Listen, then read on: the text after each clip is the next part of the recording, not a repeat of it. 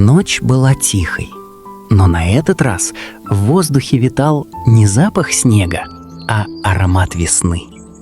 Через окно проникал мягкий весенний ветерок, приносящий запах цветов и зелени. Во дворе скромного дома в одном таджикском селении цвели абрикосовые деревья, словно кусочки неба опустились на землю. Масляная лампа в доме тихо мерцала.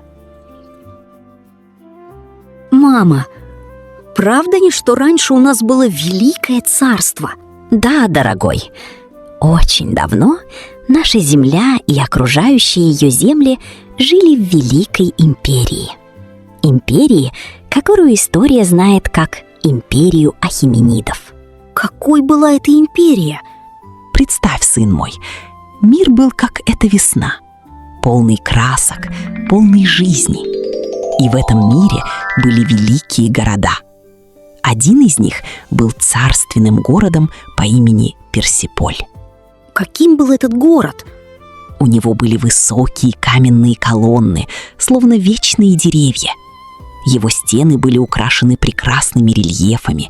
Люди из разных земель, в ярких одеждах, с дарами в руках. Казалось, будто сами камни рассказывают истории. Там проходили праздники. Люди приходили и показывали мир и единство. Каждый чувствовал, что мир — это одна большая семья. Значит, все были счастливы? В каждом времени есть и радость, и трудности. Величие не дается легко и не сохраняется легко. Время проходит, и даже великие города, такие как Персеполь, однажды замолкают. Тогда что остается? Остается память, остаются истории и остаются уроки тех времен, сын мой, чтобы мы знали, что человек может создавать великие вещи, если он един, мудр и трудолюбив.